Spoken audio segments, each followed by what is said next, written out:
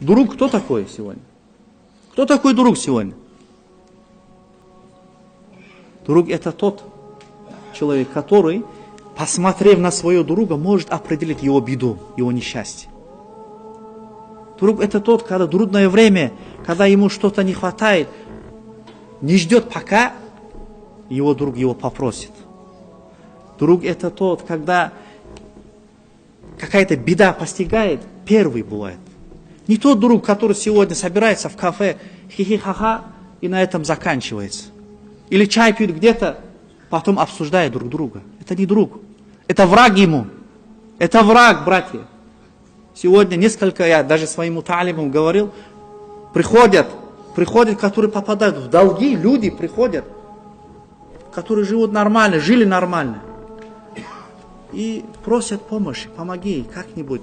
Нету ли помощи, как-нибудь оказать.